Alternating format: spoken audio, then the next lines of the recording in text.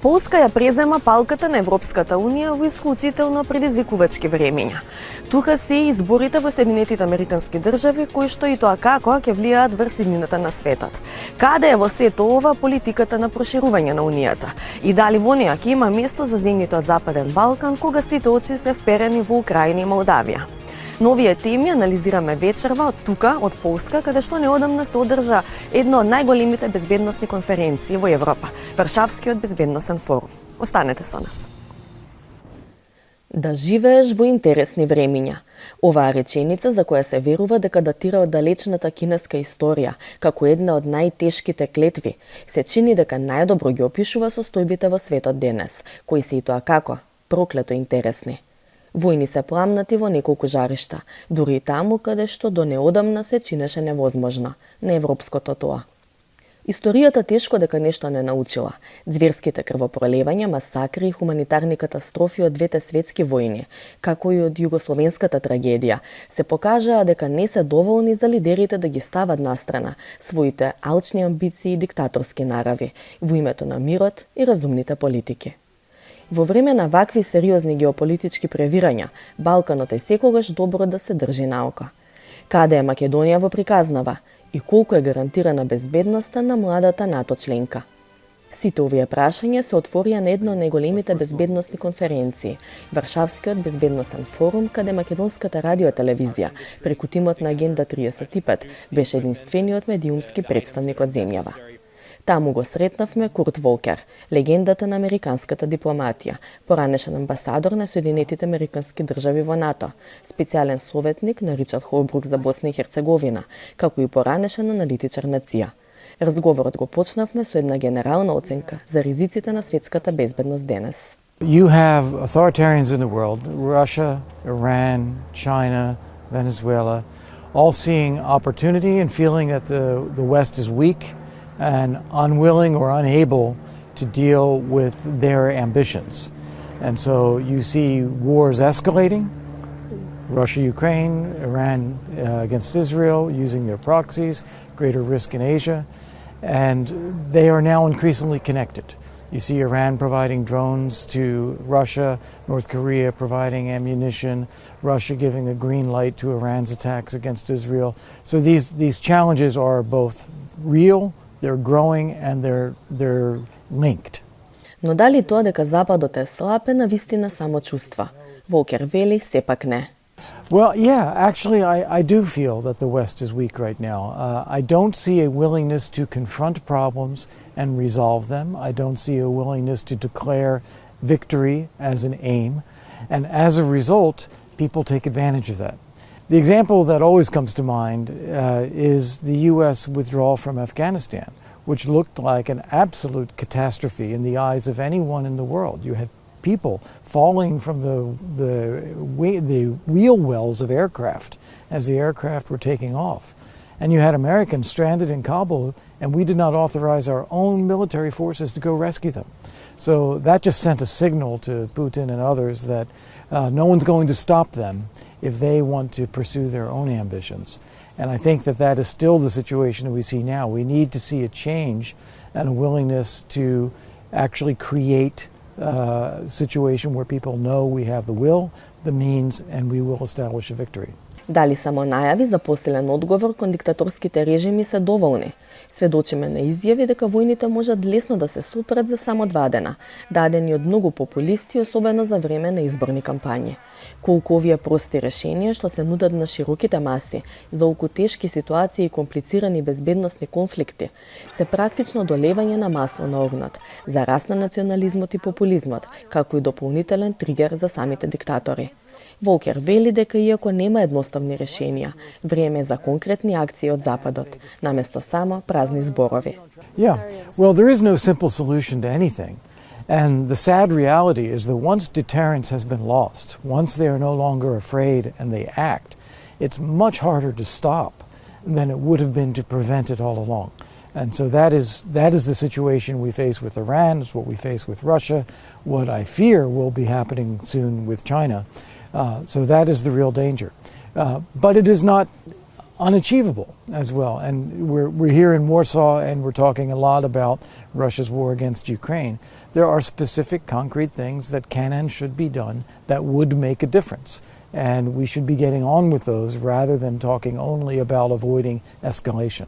Колку во сето ова ќе има влијание исходот од американските избори, не само за трансатлантската врска, туку и за целиот свет.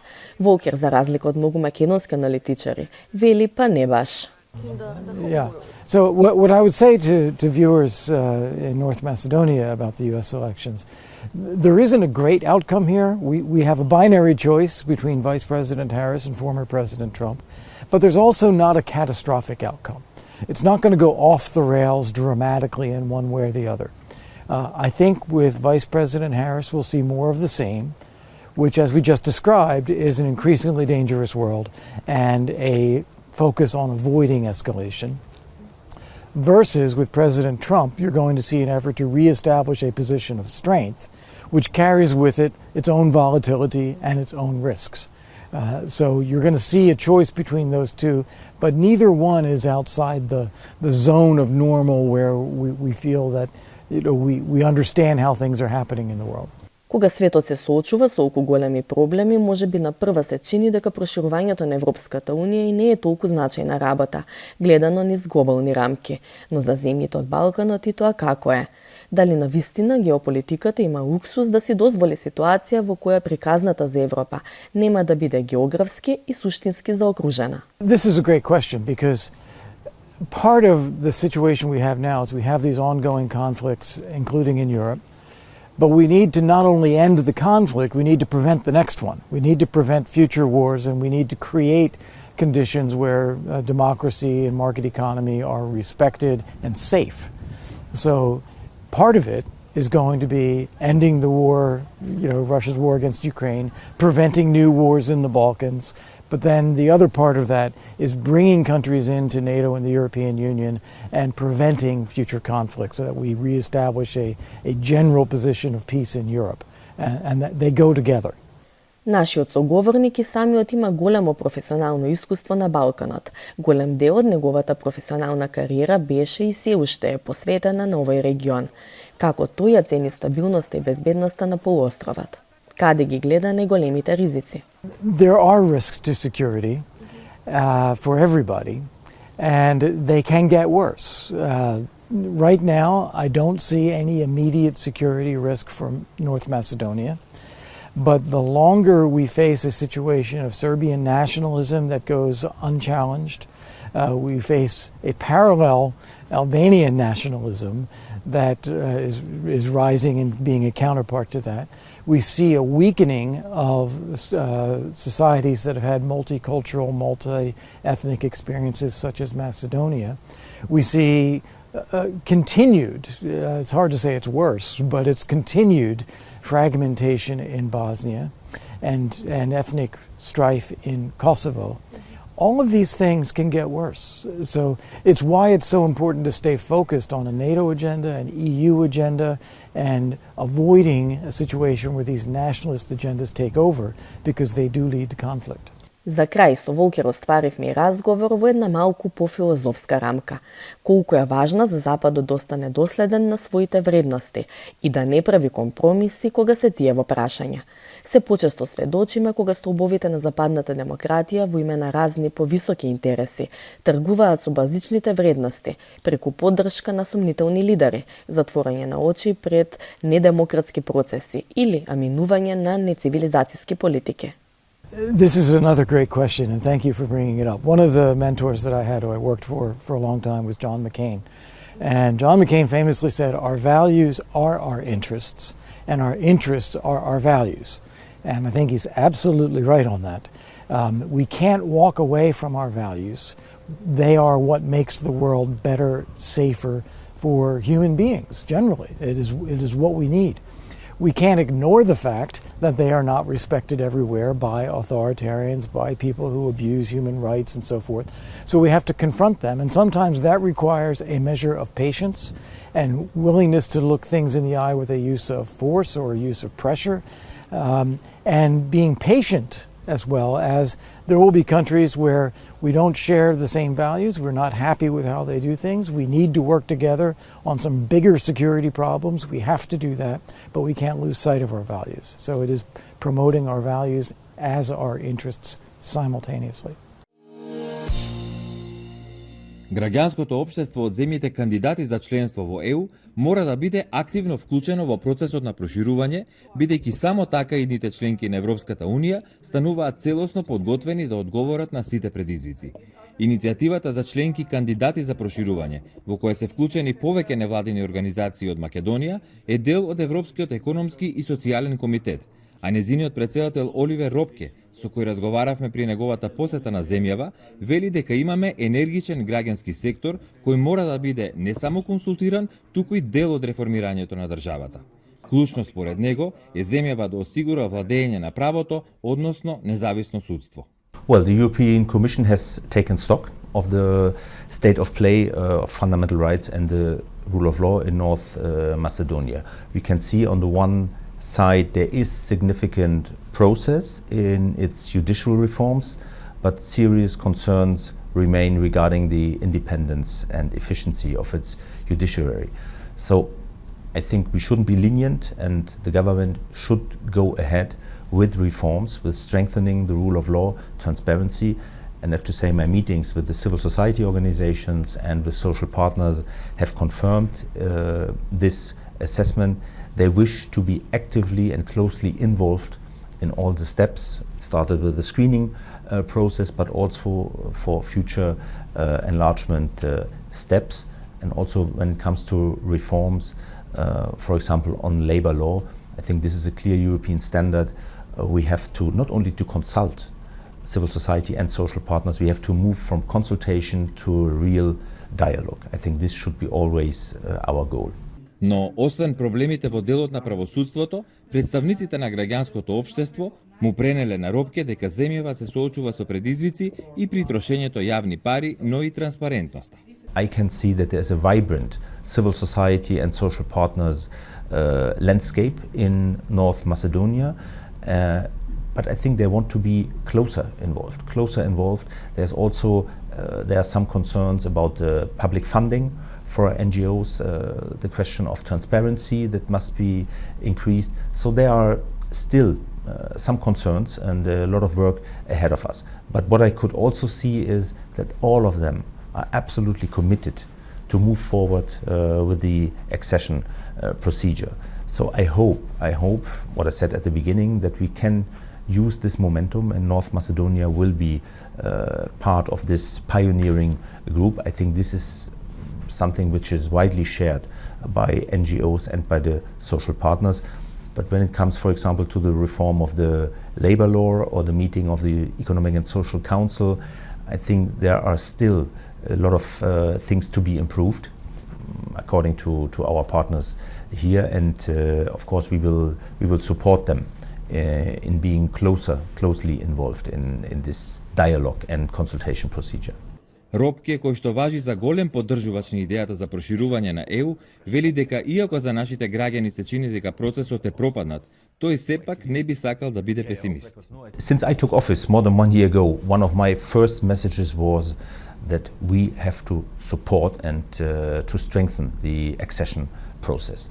The role of the ESC is to empower civil society and social partners in this respect. I would not say that the procedure has been broken. I wouldn't be so negative. On the contrary, I see a certain political momentum. I know the actual challenges that North Macedonia is facing, but we see a certain momentum. We see countries like Montenegro, Albania moving forward, and I think North Macedonia should be part of it once it met all the requirements that has been demanded by the Council. This is important, but it has to go hand in hand, of course, with progress in the fields of democracy, fundamental rights, rule of law, as it has been described also in the rule of law report of the European Commission. In the end, the accession must be merit-based and must be predictable, but it should be also gradual. We cannot afford that we leave Western Balkan countries outside in the waiting room. No, we have to integrate them gradually, step by step. Но освен проширувањето, новиот состав на Европската комисија несомнено ќе има многу работа и со самата Унија. Робке ја дели загриженоста дека ЕУ се соочува со вознемирувачки тренд на јакнење на крајната десница, но и значајни геополитички предизвици. I agree that the EU is at a critical juncture with growing challenges, internal challenges and external challenges. As you described, we see a growing movement of populist parties. We see also attacks on democracy, on fundamental rights. So this is something which does not only concern countries outside the EU, it concerns also the EU. And this is an extremely dangerous challenge, and we have to be firm. We have to be firm, we have to defend our values. The European Economic and Social Committee is here at the forefront. We will never stop and we will never be lenient in defending our European values. Then we have, of course, external challenges, still the ongoing war against Ukraine, but also geopolitical tensions in general. And here it is important that we have a geopolitical stability, and I think the EU must contribute to it. When it comes to the economic outlook, well, we see a slow progress in the economic outlook, but I think the recent reports of Enrico Letta and Mario Draghi have shown that Europe needs to take actions, and here I would reiterate that the ESC is absolutely committed to the green and digital transition, but we need more investments. And I think this is also one main message from Draghi report. I think he spoke about 800 billion additional investments per year. This is a major task, and this cannot be done only in member states. It must be coordinated also at European level. Со председателот на Европскиот економски и социјален комитет Оливер Робке разговаравме за некои од најактуелните теми во светската политика. Тоа несомнено се предстојните председателски избори во САД, па го прашавме како исходот од нив ќе влијае на релациите со Европа.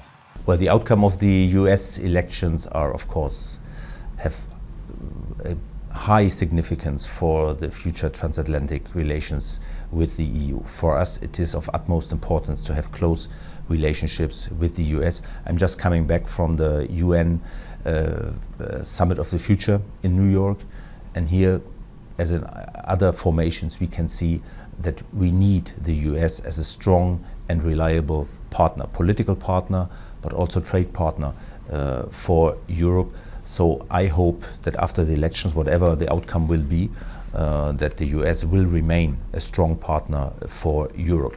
On the other hand, I think it's well known that Europe has also to make its own homework, and we have to reform also and to strengthen our ability to act and to move forward also at a global level.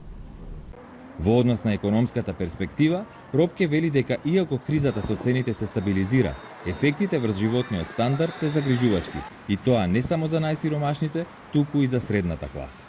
Well, in the EU we see that inflation has turned in a real and serious cost of living crisis. Even for middle class families, it's not only a big problem for the most vulnerable, it's a problem for a wide range of families. Also for the economy, but for middle class families. And this is a big threat, not only with regard to social justice, it's also a threat with regard to their trust into democratic institutions and in the ability of the European Union and their national governments to mitigate and to cushion this crisis. So even if we could see that figures are slowly going down, we still can see that in many cases wages are not competing with the high prices. So we have to take action here, and I'm sure that our committee will further provide opinions how to deal with this cost of living crisis. And in this respect, once again, I'm very, very happy to say that we are the first institution that involves already candidate countries, including North Macedonia, their civil society, in our daily work. I know that some of the colleagues I met are already members, enlargement candidate members. They already worked on several opinions in our house, and I think when it comes to the cost of living crisis, it would be a very good opportunity for them also for being closely involved and to work with us.